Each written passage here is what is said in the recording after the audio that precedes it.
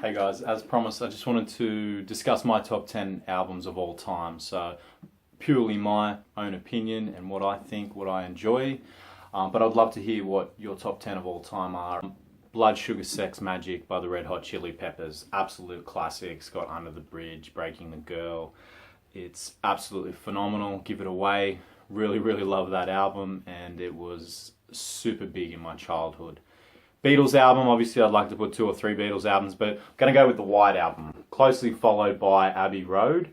But the White Album to me is incredible because of the collaboration between, George, John, and Paul all putting material on the album.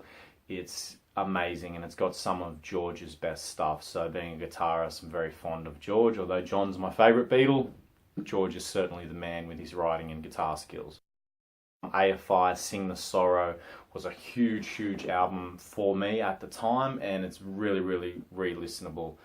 I can listen to it all the time, I love it. And also, to a lesser extent, the Black Sails and the Sunset. So that first album, or one of their earlier albums, sorry, not their first album, but hugely inspired me to love their music and really got me into Sing the Sorrow. But Sing the Sorrow, at that time when it came out in 2003, I was very impressionable and absolutely loved it. Then they went full-blown emo in 2005 and 6 with Miss Murder and Love Like Winter on that album. December Underground, I think it was called. So I sort of stopped listening. But Sing the Sorrow, great album to me, I love it. The Dark Side of the Moon, of course, by Pink Floyd.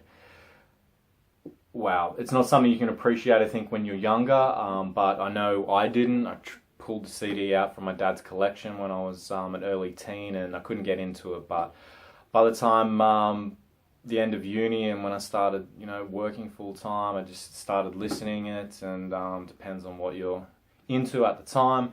But to me now, it's in my record collection, and it's my most listened to record. So the journey, it's so uplifting and so amazingly done that hence why it's one of the greatest selling, or in the top 3 greatest selling albums of all time. Up there, I think, with Back in Black and Thriller. The Story Morning Glory by Oasis, all time. The songs on that, like some of my favourite, Don't Look Back in Anger, Wonderwall.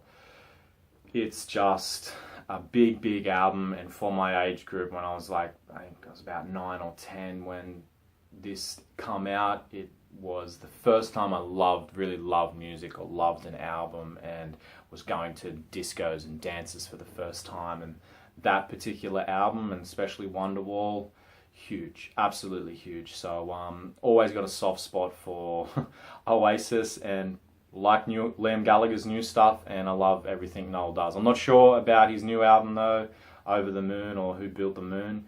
Gonna give it some time, but Noel's the man. He's the boss. He's fucking fantastic. He's the English boss, like Bruce Springsteen's the American boss. Okay, Radiohead's got to be a Radiohead album, because I'm a huge Radiohead fan. Also like Radiohead. Tom York can do no wrong, but to me, the Benz. The Benz is just all time. Again, hearing that title track, The Benz, for the first time, blew me away. The whole album with Fake Plastic Trees and also High and Dry, it's just phenomenal. Closely followed by OK Computer, because OK Computer is, as anyone would say, I'm sure, is an all-time album. It's got to be up there in the top, 20, 50 albums, depending on who you speak to. But to me, it's a really special album as well. But for listenability and defining moments in my childhood, I'm going to have to give it to the Benz. As I said, it's tough not to put multiple Radiohead albums and Beatles albums on this list, but anyway, we're going with the Benz. So that's number 6. Number 7, Smashing Pumpkins. As you know, I've done a cover of Smashing Pumpkins song from this particular album, I believe, and Melancholy and the Infinite Sadness. So it's a double album, huge, huge album, breaking records for the time it was released, and still now, because the medium of record sales, basically dwindled off after this album come out. But it's certainly up there with Use Your Illusion with Guns N' Roses. So love that album, love the Pumpkins, love the new album. Rolling Stones album for me, it's Sticky Fingers. It's got Sister Morphine on it and Can't You Hear Me Knocking, my two favourite Stones songs of all time. Not the big classic songs, but to me, Sister Morphine and Can't You Hear Me Knocking, wow. Michael Jackson Thriller, it's got to be on there. So it is critically acclaimed and it is an absolute masterpiece of an album. So who can't like that? Track after track, Billie Jean, Beat It, Thriller, The Girl Is Mine. It's just phenomenal. And number 10, I'm going to give it to Guns N' Roses' Appetite for Destruction, because it's a special album to me. Start to finish, it's just a powerhouse. As I said, they were the saviors of rock and roll, getting everyone out of the prissy mid-early 80s. Dudes look like ladies, and the dude that looked like the biggest bitch was getting the most girls. So Guns N' Roses' Appetite for Destruction, number 10. Thank you. Love to hear your top 10 in the comments below. Cheers, guys.